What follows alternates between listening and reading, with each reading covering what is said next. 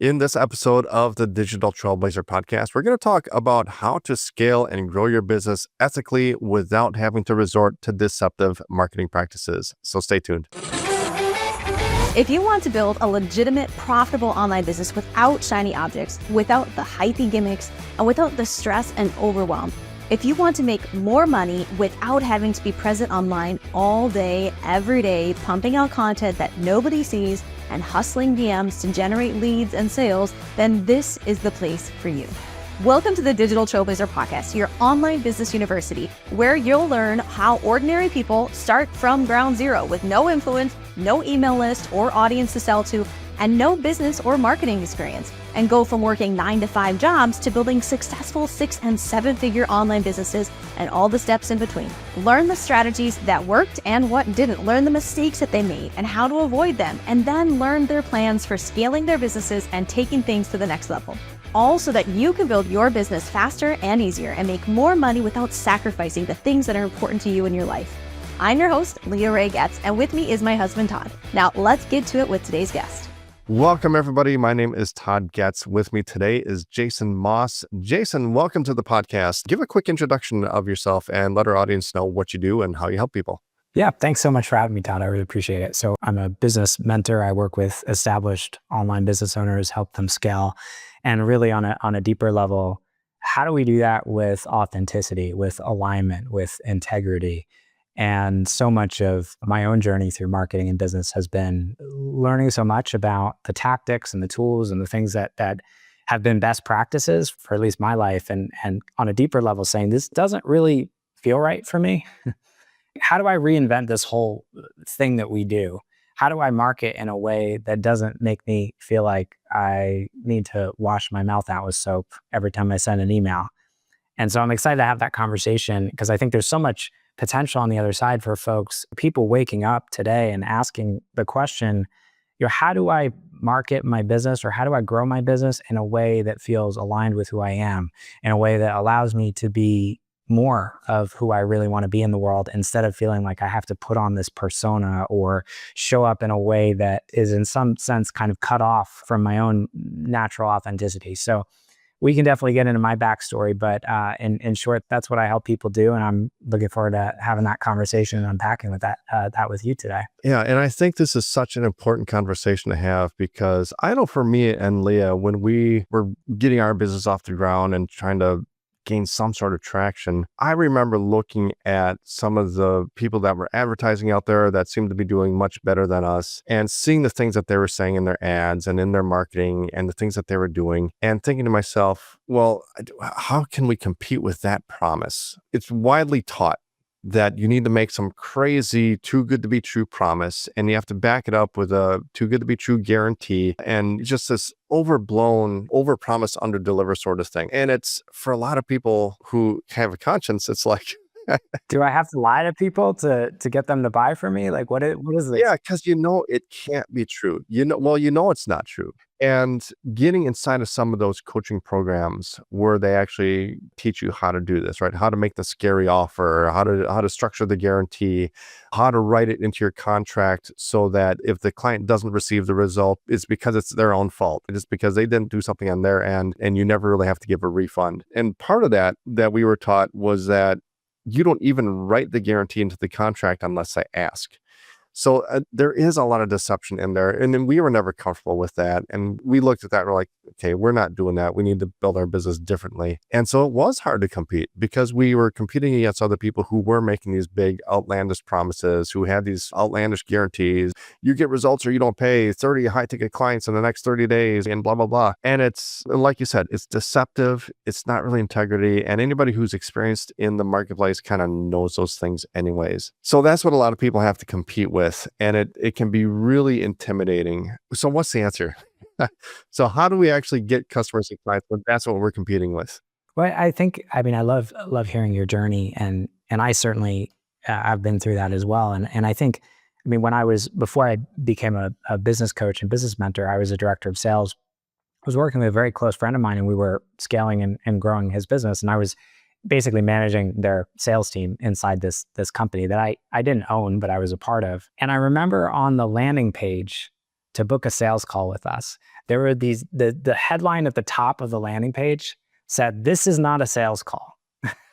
And we were booking hundreds of calls every single month with people, basically telling them that it wasn't a sales call when it very clearly was.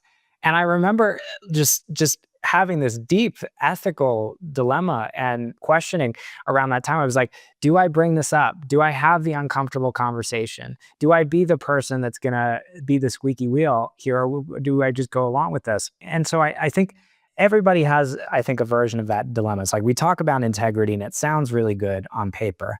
But then when it comes to actually doing that, what it does is it brings us up against our own fear, our own insecurity, our own, well, what happens if we go against the way that everybody else is doing? We opt down of this arms race towards making bigger promises and bigger promises. What does that mean for me? Does that mean that I'm not going to be able to get clients? There's fear around that. So this is a deep, deep, deep issue. And it's not just about do the right thing. It's about looking at the parts of ourselves that are afraid to be honest, to be upfront, to just tell the truth, which is the simplest thing to do, but it's often hard in business. So I think there's a couple of things that I've learned, and I still struggle with this today. The first thing is, I think it's okay to opt out of like the conventional way of marketing. And when I started realizing that the world is insane, it's literally insane. Like in the US, we spend, I think, 40% of the world's budget on defense to basically try to build weapons so we can protect other human beings from killing us. And we live in a world where so many of the things that we think are normal, if you actually just take a step back and look at it, you're like, this doesn't make any sense. This is the weirdest thing. Like we just live in this soup, but it's like we don't step back and look at the soup. So I think that's the first thing that needs to happen is like, when I was early on in my business, I was just trying to make money, right? And I was like looking for somebody who had a system, something that I could just follow. And so much of it didn't feel right for me, but I didn't trust myself enough to step back and say, hey, maybe I should listen to that. I was just like, well, if somebody else made millions of dollars doing this thing, then I should probably do it too. So I think that's the first thing that needs to happen is like we step back, we start questioning these things that on the surface, people will tell you are best practices. Things like, whenever I go to a webinar page and it's like, first of all, the webinar is starting in 10 minutes. I'm like, okay, that's a lie. We all know it's an evergreen webinar. You're starting the relationship with me based on a lie. So that's the first thing. And then it's like 100 spots remaining. There's limited space for this evergreen webinar. I'm like, do we really feel like we have to lie to people in order to get them to engage with us and buy from us? And we all know on a deep level, that's the thing. It's like what you're feeling is the same thing that somebody else is feeling when they come to your page and they're like, this is a bunch of BS. And it breeds distrust from the first moment that people interact with us. And then we wonder why we get on a sales call and we have to deal with all sorts of objections. And then you start working with someone and they're a pain in the ass to work with because like, what's the expectations that we set, from the beginning of the interaction? So I think it's stepping back, it's unhooking from the matrix, which says, okay, here's what you need to do in order to market yourself. It's trusting yourself. And then I think it's having the courage to be able to reimagine it, what marketing actually looks like. And for me, the more I've done this, I've been building businesses online for 18 years. I've signed over 2,000 clients. I've generated, collectively as a director of sales, as well as my own business, millions of dollars in sales. What I've learned is marketing and sales, it's the simplest thing. It's actually so incredibly simple. It's about relationships. It's about authenticity. It's about service. It's about genuinely helping other people. And we make it complicated. We make it complicated by adding all these things on top of it. So much of what I learned about when I first started recording videos on YouTube for years, I used to batch record 5 videos at once for my YouTube channel. And I would be exhausted after recording those videos. It would be like my whole day was just spent. And for years, I just thought I was terrible on video. Like that, I thought that was the problem. I was like, I'm just not one of those people who's really good on video. And what I realized after years of doing this, it took me years to figure this out, was the reason why I was so exhausted was because I felt like I needed to be this high energy YouTuber. Like I had to turn on the camera and be like, hey, welcome to my channel. I'm going to, and follow all these best practices from somebody else about how I was supposed to be.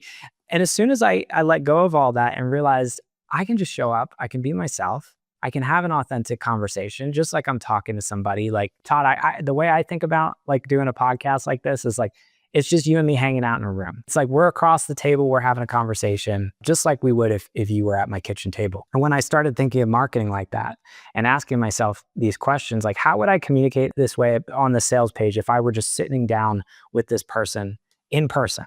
Like they were across the kitchen table from me. And I was explaining like, hey, here's this thing I have. Here's why I think it could really help you. And here's why I think you should do it. And I think it'd make your life better.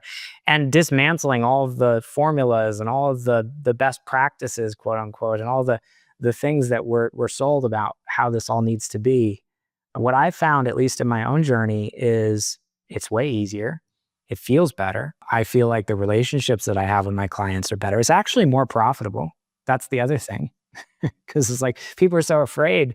They're like, if I let go of all this stuff, I'm not going to make money. I'm like, no, you're going to make more money because people are going to see what you do and they're going to go, oh, there's something real here. When everybody else in the market is over-promising and every sales page looks like some Russell Brunson thing that was written in 1999, is like, hey, give me 2 seconds of your time and I'll make you $3 million in 12 minutes. And if you don't, I'll buy you a Lamborghini. In a world where that is the norm, what becomes rare and what becomes magnetic is what's truly human. And we're so afraid to do that, but actually it's the most attractive thing. It's the most magnetic thing. So I think that's my message and we can definitely unpack that on a more practical level. And I feel like I've just spent the last 20 minutes like talking.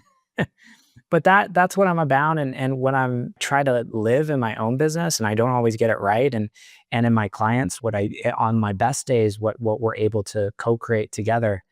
And it's a beautiful new possibility for, I think, what business can be. A form of business that's more human, that's more honest, that's more rooted in service and authenticity and all those things. That's what I want to see in the world. And I think we all do. Yeah. Well, and I think part of the issue is that people have been sold this idea that there's some magic pill in their business that they take it and suddenly they make sales. Everybody's looking for the quick kill, just that one pitch that you can give. You give this pitch and you sign up clients. And I think what were the words you used? The arms race, right? The marketing arms race, where it's like everybody feels like they got to one up the next person. And I think that's really how we kind of got to where we are now. People figured out that if I say that this thing is going to solve their problems, give me the next 2 minutes and I'll make you $1 million. And if you don't make $1 million, I'll buy you a Lamborghini. And that's not too far off from what you hear. Right? That's not too far off. And obviously all the details are in the fine print. Like I mentioned, our experience going to some of those coaching programs where they actually teach some of this stuff and how they manipulate it on the back end where you don't write the guarantee into the contract unless I ask. When they do ask, you write in a bunch of contingencies so that if they don't get the result, it's always their fault. And you never really give refunds, right? So that top of funnel, the content that you create, the people that you attract, what are some of those very top level things that we can do to start not only just how to be honest and within integrity, but how do you stand out while doing that too? How do you rise above all the other noise when you have so many other promises that are being made that you feel you can't compete with? Well, I think on a deeper level, it's why do we feel that we need to compete and what's underneath the pull to competition? I just sent out an email to my list actually yesterday about this. I don't actually even believe in competition. And I remember when I was early on in my journey as an entrepreneur, my first online business, I went out to dinner one night with another guy in my niche. He was like the leader in our niche. He was super successful. He was running like a 7-figure business at the time. And we went out to dinner. And this guy was my competitor, right? So quote unquote, when I say competitor, I say that in quotes. And we sat down for dinner and his first question to me was, how can I help you? What do you need? This guy was the most generous guy I'd ever met. He was ready to give me everything. He was like an open book. And in that moment, something changed for me around how I see competition. And so I think what I realized in that moment was that there really is no competition. There's just a belief in competition that creates a world where you feel like there's other people you need to compete with. But in reality, you could be selling quote unquote like the same thing on the surface, but people are going to resonate with you differently. There's certain people who are going to be more attracted to your energy, your personality. And so even if you're selling to the same niche, you're going to sell to different subsets of that niche. I think that's the first thing, which means when I look at somebody else in my space and I'm like, oh, they're making this promise, there's a part of my mind that's going to say, well, I need to like one up them, but that's rooted in fear. It's a scarcity mindset, which says in order for me to stand out, I've got to do them better. And actually, the more I've let go of that way of thinking and the more I've stepped into this mindset of actually, no, I need to do me better. Like, how can I become the most fully expressed version of myself so I can become a lighthouse to that perfect person within my niche that is going to want to work with me, not just because of what I do on the surface or the promise that I make, but because of who I am. I think that's really when we become a category of one.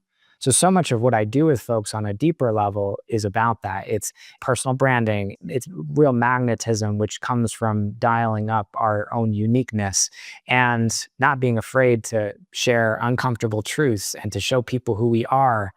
And I think that's when we talk about top of funnel. I mean, look, you've got to get somebody in the door. So usually on the first level, it's okay, where are they at? What's the challenge? What's the desire? And how do I create something to just get them in?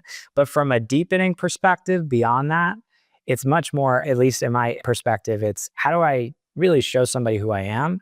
How do I connect with them on a deeper level so that they see me not just as a promise? In other words, they're not seeing me as a transaction. There's two ways to think about business. There's like this transactional mindset, like people come to me to help them solve a problem. And on the surface level, that's true, right? Whatever we're selling, if someone's coming to you because they need help with something or they want to get somewhere and you're helping them with that. But on a deeper level, if that's all you're selling, you're a commodity. And then you got to compete on promises, right? If that's all it is like you got to have a better promise than the other person because all they're looking at is like, well, what's his promise and what's your promise? And well, if your promise is a little bit better, if you have a little bit of a better guarantee, if I see you as a commodity, I'm going to go with the person who has the best offer, quote unquote, on the surface. But if you can connect with someone on a deeper level than that, if you can build a relationship that's not just rooted in that surface level transaction, but in a deeper values alignment, in a sense where somebody has that moment where they go, you're my person. I don't just want to work with you because you can help me solve a problem. I want to work with you because you share values with me, because you embody who I want to be on the deeper level. Like there's something about you that I feel magnetized to because you're showing me my own edge and you're representing what's possible for me on a human level. Then you step into the realm of magnetism. And when someone sees you not as a commodity, but as that kind of more soul-aligned type of service provider, that is, I think, when you step out of the realm of needing to compete on promises. And it's much more of this sense of alignment. Yeah, I think that's a really good point because I know that we've had people that signed up with us or they got into our ecosystem specifically because of our experiences and because of our backgrounds. I used to be a band teacher. My wife, Leah, used to be a nurse. So we've had people who are teachers, current teachers or former teachers, or who are nurses that they found our content and they resonated with us because of that background and because of that experience of coming from those professions and building a business. That's why they wanted to work with us versus other people who, like you said, there's a lot of people doing the same thing that you are or the same thing that we are. And they could probably teach them the same things, but they don't have the experience and background that we do coming from our professions and from our backgrounds, or even when we were building our business. I was just talking to someone else earlier today about when we started our business, we were living on an 80-acre farm out in the middle of nowhere, Oklahoma, with this really crappy DSL internet that it took 16 hours to upload a 1-hour video to YouTube. And so just having that experience and people resonating with that. And I don't even know if that's a thing anymore. They probably have faster internet now.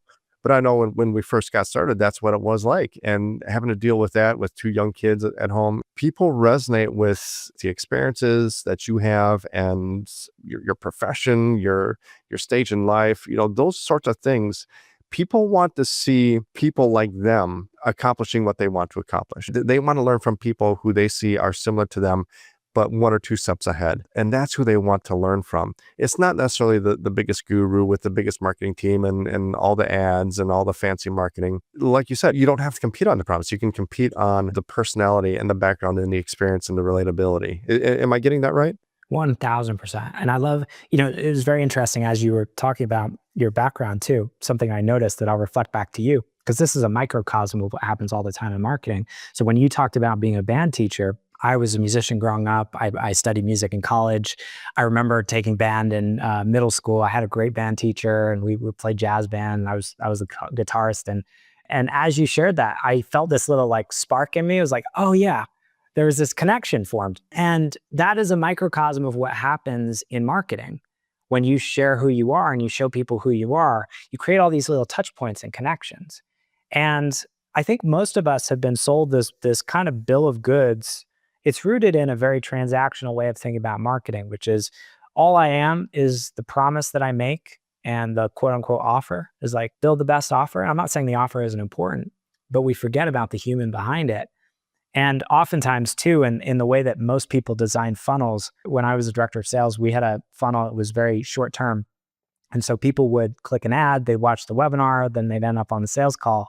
Like, many people, conventional people, teach marketing this way.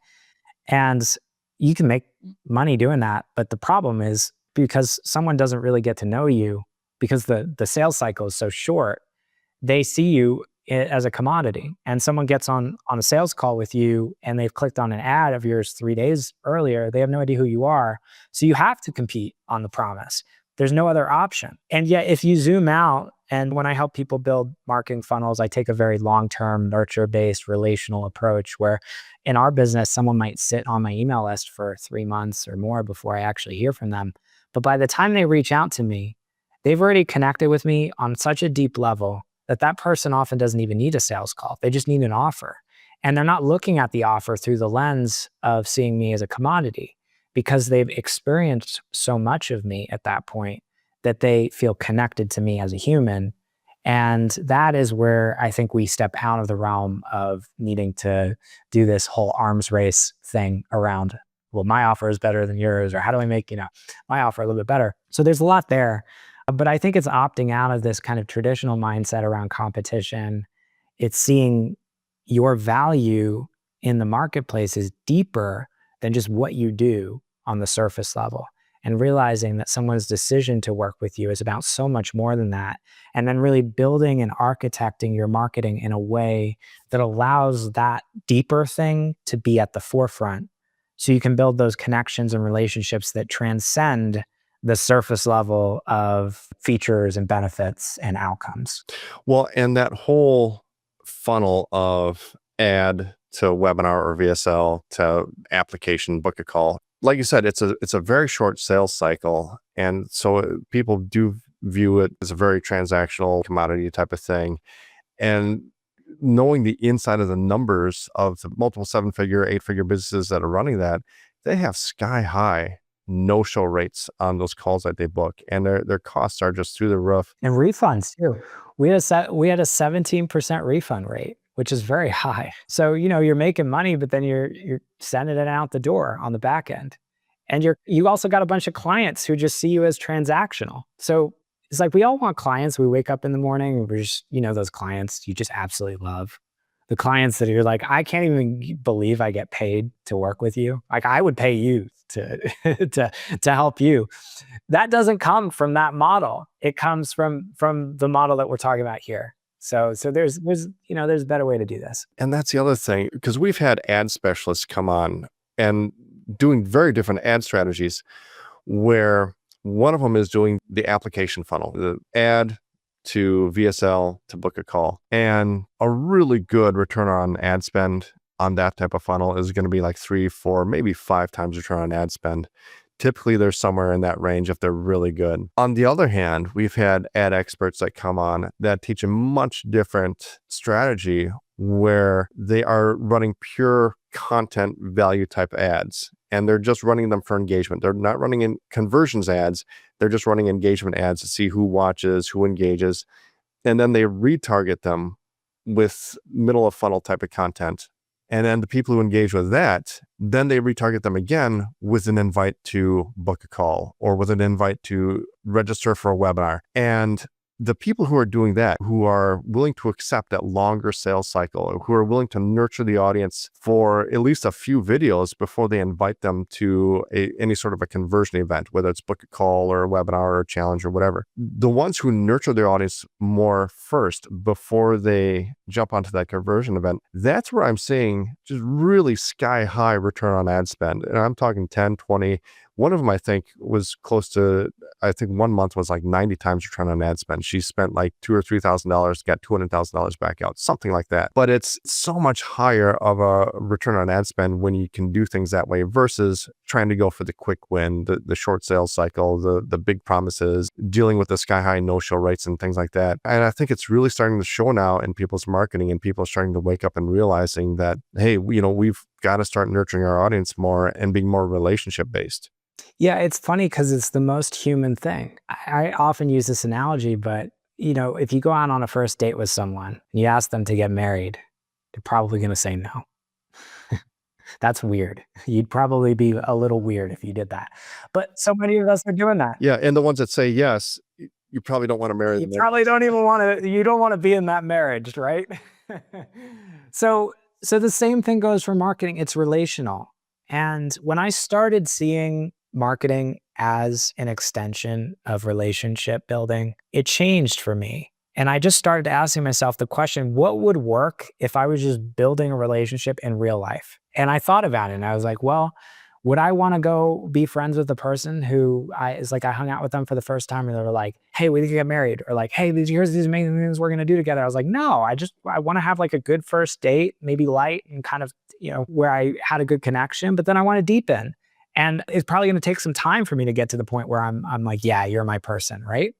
So when we build our marketing in a way that is in alignment with the way that relationships actually work, we make a lot more money. And so many of us have been taught a model of marketing that is just, it's the polar opposite of how relationships are actually structured. And we're dismantling this. It's no longer effective. I mean, the type of marketing that I was doing when I was a director of sales and the model that we had, the VSL funnel type stuff, what I'm hearing anecdotally, and I don't even teach this anymore, but it's less and less effective. People are more skeptical. It's like everyone knows, whereas 5 years ago, you could run that type of a funnel. Now the folks who are running those models are having a lot of trouble with profitability. And one of the hardest things that I think we have to do as entrepreneurs, one of the things that I find entrepreneurs struggle the most with, and I certainly have too, is zooming out. It's really hard. It's hard for us to do that. Most of us are very wired for short term, and it's really hard to spend money on ads and not get a return within a week or a month or even 3 months. It's very easy to look at that as, well, something's not working, or if I can't measure it. That's the other thing. We want to measure everything. It's like we want to have data on everything. We want to be able to quantify every little thing. And I'm not saying there isn't value to being able to understand on a granular level, like how your return on investment is. But ultimately, so much of what happens in marketing can't be quantified. And when you take more of this nurture-based long-term approach, if you look at the actual journey that someone's going to take from stranger to customer, is random and it's unpredictable. Someone's going to click an ad of yours, then they're going to unsubscribe from your email list, then they're going to check out your YouTube channel, then they're going to forget about you for 2 months. You can't track that. And so I think the folks who are trying to track everything is like, I need to have a spreadsheet that just like lets me know exactly how everything's doing so I feel safe. It's a mindset that ultimately gets in the way of us being able to zoom out and treat things as more of this holistic ecosystem and more of this relational approach. So as far as building this relationship, what are some strategies you use to do that? Are we creating content on YouTube? Are we doing a podcast? Are we doing podcast guesting? Are we doing TikToks, email list building? How does this all work together? Well, I see it in 3 buckets. So I teach this idea called a marketing flywheel, which is very simply, there's 3 things every marketing strategy has to have: grow, nurture, and invite. And how you do these things, there's not like one right way, but there's things you got to have in each of those buckets. So grow is the first step, which is we basically need some system or some way in your business to make it so that more people know about you today than knew about you yesterday. So like in our business, we run a lot of paid traffic, but it's just a free guide. So, people click an ad, they download the guide, then they're on my email list, they start getting retargeting ads. I'm not selling anything to them up front. there is an opportunity for them to submit like an assessment if they want, my eyes on their business on a deeper level. But for the most part, there's no sales pitch basically up front.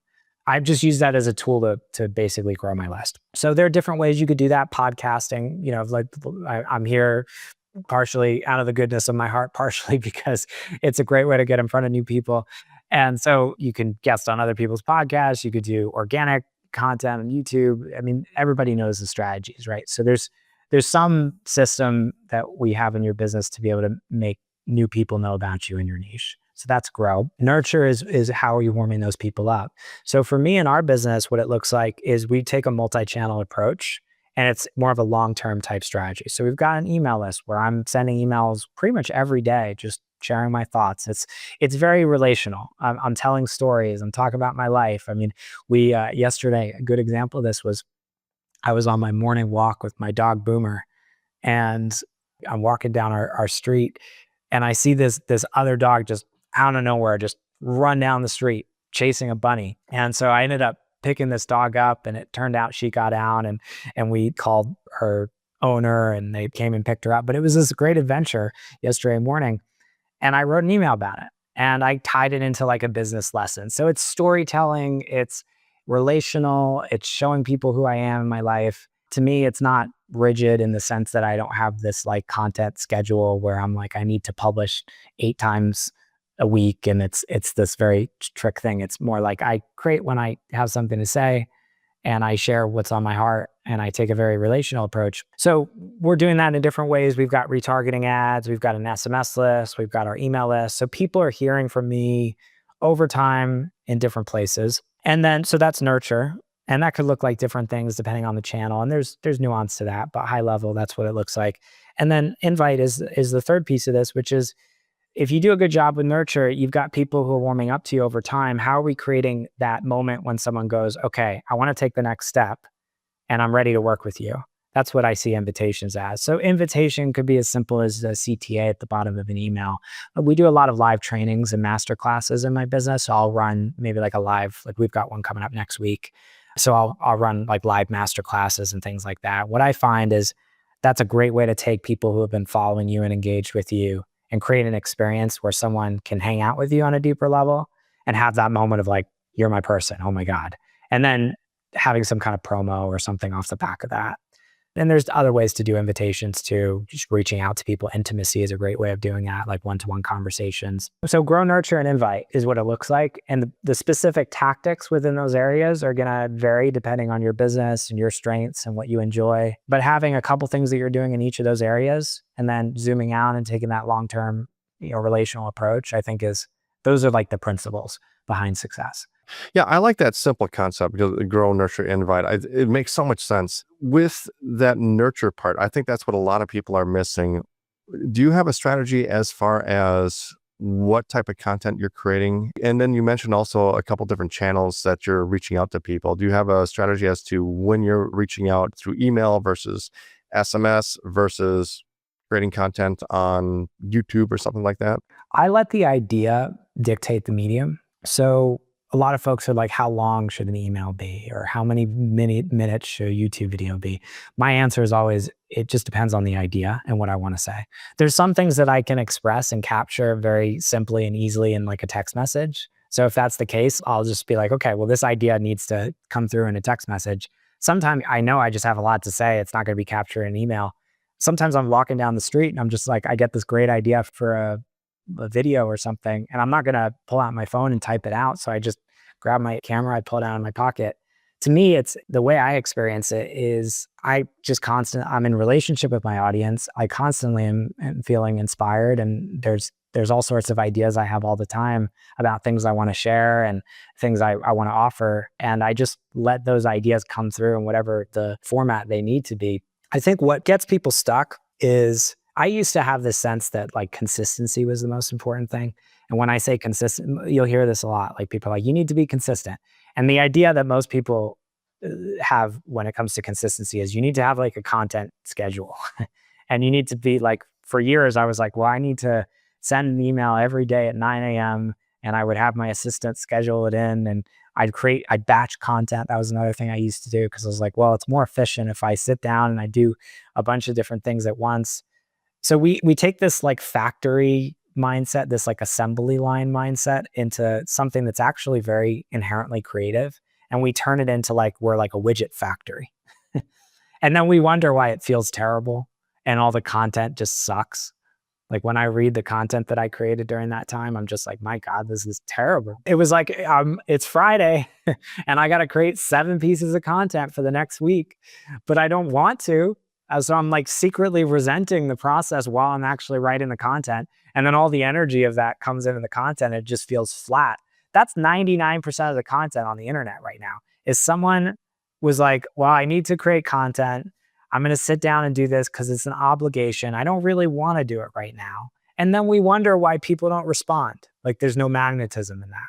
So what I learned over time was if I can let go of all of that, those layers of rigidity, and there's value in having structure in a business. I'm not like anti-structure, but I think the structure is meant to support what's in it. Like we've gotten this backwards in business. We've become overly dependent on structure, and we've so over systematized and over structured things that there's no life. So for me, I'm like, the life is the actual thing. That's the thing that when people feel that in you, they go, I want to work with you.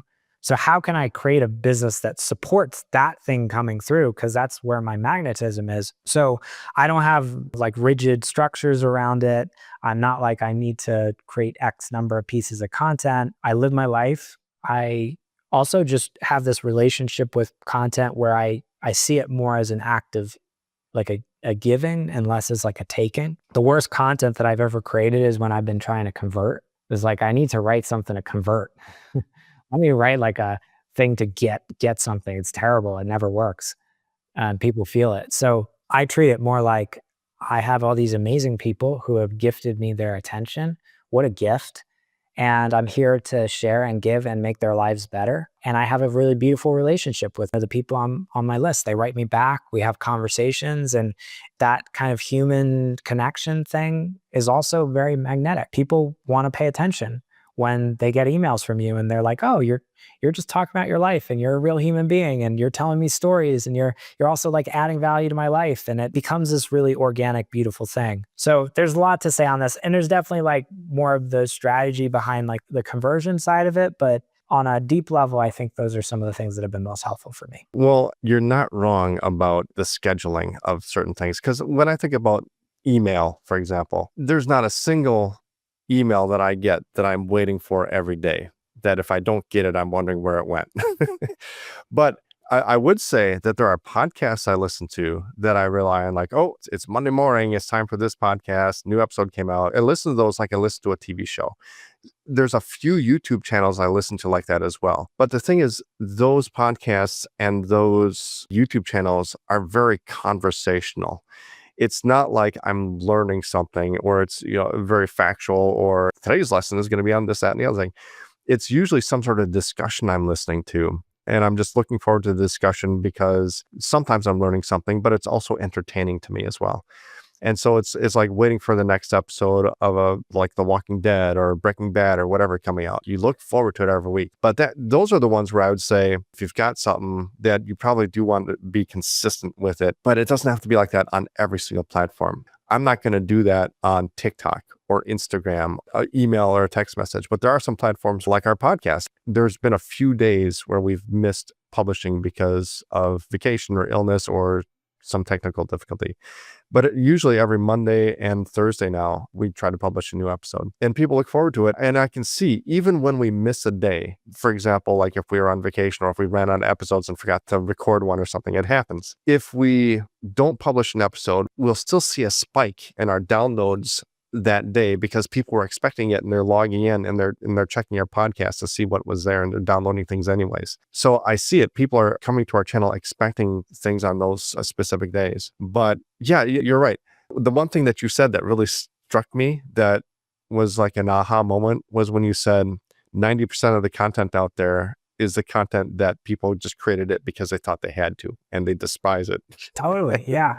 And I think the key here is like when I say this is what works for me, I guess that's what I want to caveat this all with. Everyone's wired differently. I think the key question to ask is what feels like it supports your life force and what feels like it stifles it. And for some people, having that structured schedule, they can show up and they can get in the zone and it feels good. And it doesn't feel like it's like a box that feels confining.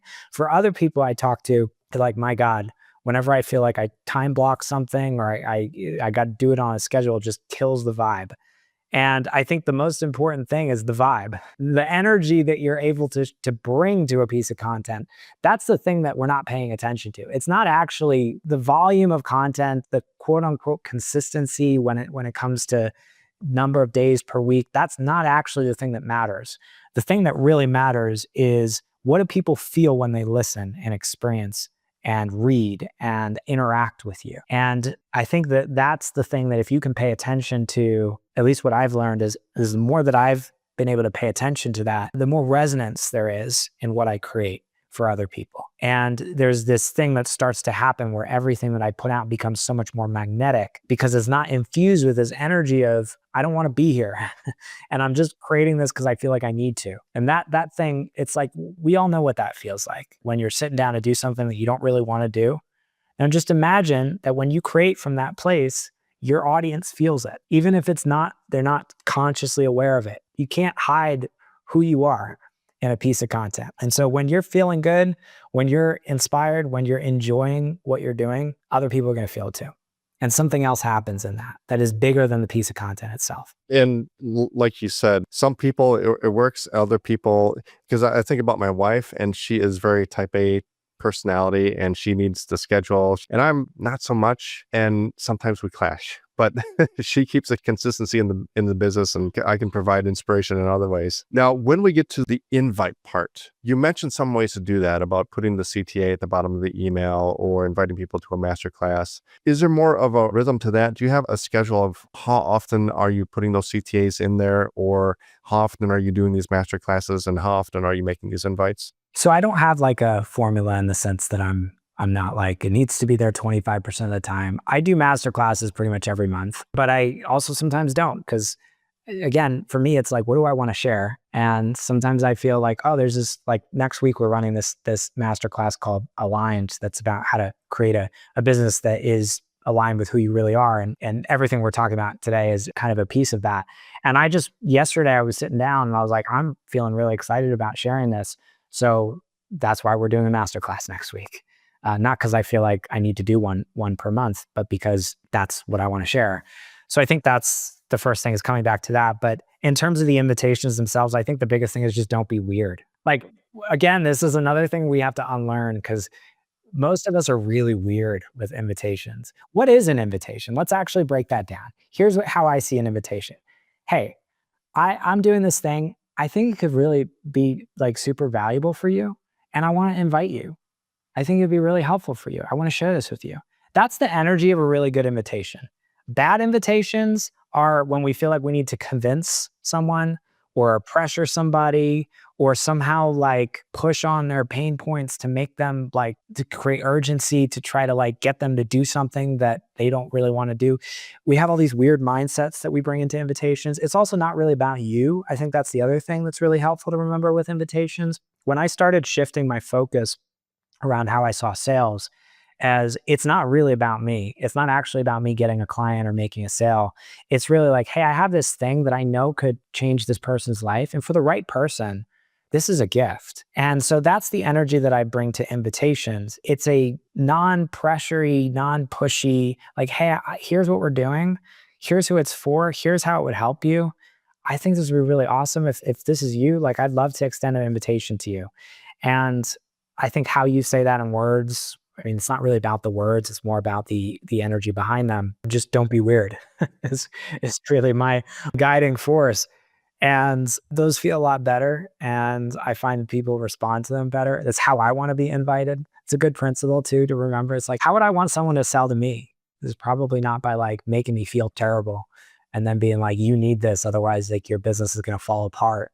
Or having to make a bunch of overblown promises and guarantees and, Yeah, that stuff, just when I hear that, it's like I'm already not paying attention. The ads, that how they communicate, I'm already checked out. So how do you want to be communicated to? I think that's a great question to ask, because chances are we can assume that if you want to be sold to a certain way, then your audience probably does too. And if we can just follow those principles, then it starts to become very easy.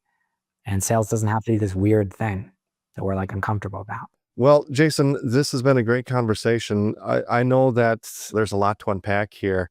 You've got a freebie for our audience to help them out with some of this, don't you?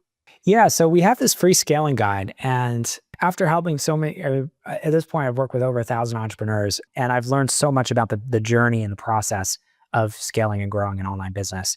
And there's this 3-step roadmap that I put together after years of doing this called the CEO Freedom Formula. It's basically a roadmap to be able to grow and scale your business in a way that is authentic, aligned, that doesn't involve you pushing harder or working more, in a way that's going to create more of the freedom that I think most entrepreneurs really want. And inside this guide, I walk through what those 3 steps are and show you how to integrate them into your business. This is not one of those things that you download where it's like secretly just a sales pitch and there's like no value. It's actually like I think it's like a 20-page, super valuable resource that is just going to make the journey of growing and scaling your business so much easier. So I imagine you may put the link in the show notes so folks can check it out. Yeah, definitely. We'll have that in the show notes. And if people want to connect with you or check you out online, how can they find you? I go to jasonmoss.com. That's my website and our hub for all things what we're doing. And you can download the guide on there. There's a link to, I think, our social media there, our YouTube channel. And just shoot me a message on Instagram, say hello. I'd love to get to connect with folks, and I'd love to hear what resonated for you. So please reach out. I'm actually a real human being and you'll get a real reply. This is not one of those like faceless type things. So I'd love to hear from you. Definitely. All right. And we will have the links for all that stuff in the show notes. So be sure to check those out. Jason, thank you so much for being with us today. We really appreciate having you on the podcast. Thank you. I appreciate the opportunity. You've been listening to the Digital Trailblazer podcast. For show notes and information about today's guest, head to digitaltrailblazer.com. Now, if you love this episode, if you got some value, make sure you leave us a review and subscribe. And be sure to share this episode with anyone you know who could use help to build their business. Thank you for listening, and we'll see you next time.